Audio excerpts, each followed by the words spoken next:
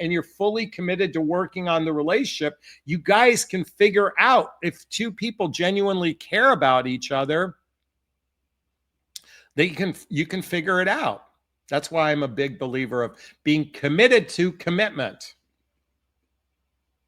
Lori wants to come back and say, I'm referring to the early stage of dating. Yes, but it's still kind of intense. Well, intense relationships that take off like a rocket ship will come back and crash down to earth.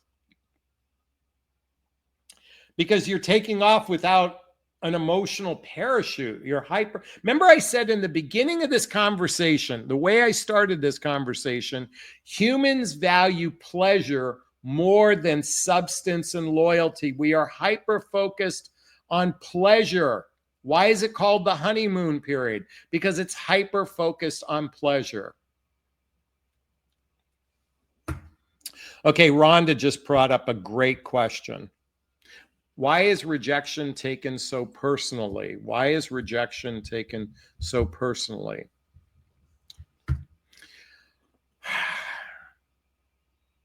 I believe we feel like a victim when somebody chooses not to want to pursue something. So it's a self-worth response, and we operate like victims in this experience, that the other person oftentimes did something to us. They rejected us. Think of that, the language of the word rejection.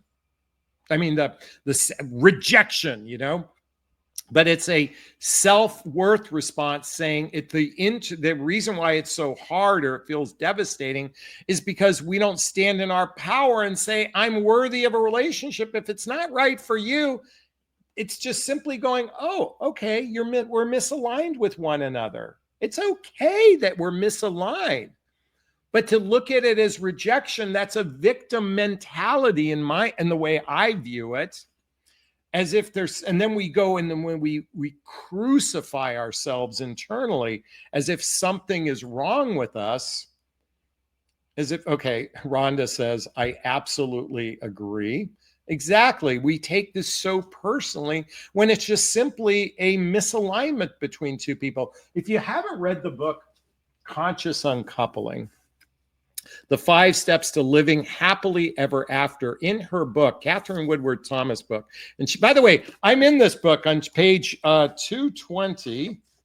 220, I think it's 220. Hold on a second. Somewhere here. Yeah, page 219 and 220. I'm in this book, okay? Now, you have to get the book. But what? Okay.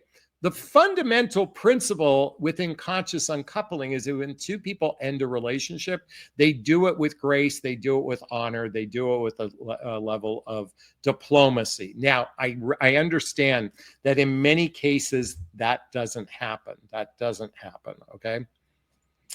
Hey, it's 5555. Okay, but in those cases, when someone says it abruptly, they ghost, they disappear, we internalize it as if something is wrong with us. There is nothing wrong with us. There is nothing wrong with us. It's just simply when we can look at it objectively and say, hey, if it's not right for one, it's not right for both. There is no rejection. It's just a person. Now, it feels like that. And honestly, this is where loving oneself, really loving oneself, is the protocol. And I get heartbreak, folks. I have experienced what feels like genuine heartbreak, but what I realized, the heartbreak was the disconnect from my own worthiness and the rewiring of that within myself, and recognizing that the relationship I was in was a beautiful, loving, kind relationship. And I'm very grateful for every moment. And it's okay if it's not continuing on.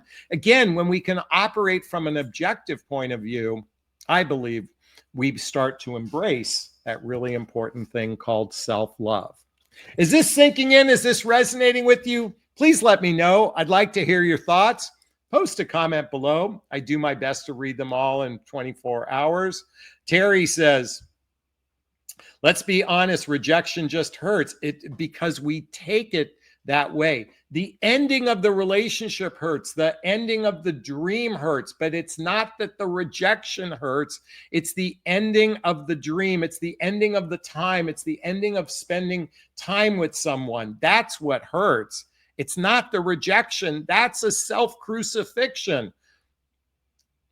Ava says, rejection can feel like there's something wrong with us. No, there's nothing wrong with us. That's the problem. What hurts is that we enjoyed this person and they're no longer in our lives. Just like when my son passed away, he's no longer in my life. That's what hurts. It's not, the rejection is something we do to crucify ourselves oftentimes. And that's not very valuable for us, I believe. Hey, I'd like to hear your thoughts on what I just shared. Post a comment below. I do my best to read them all in the first 24 hours. Hey, did you find value in this video? If you did, please hit that like button. Please share this video. Please subscribe to my channel and hit that notification bell so you can be notified of new videos. And if you want to connect with me directly, hey, there's links below to schedule a discovery call with me to see if working with a coach is right for you. There's a link to join my group called Midlife Love Mastery. There's a link to get all the books I recommend, and to get my dating vows, and to follow me on social media, all listed below. All right, I'm going to wrap up this video as I always do. First off, giving myself a big, gigantic Jonathan Barrick of self-love. I'm going to reach into the camera and give you a hug of love if that's okay. I'm going to ask you to turn to someone, a pet, a teddy bear, a pillow, and give it or them a hug of love, because hugs are a great source of love. And let's face it, we could all use more love in our lives.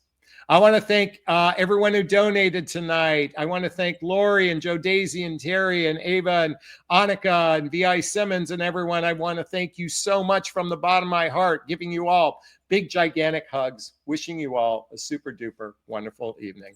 Bye-bye now. Bye-bye. Bye. Bye.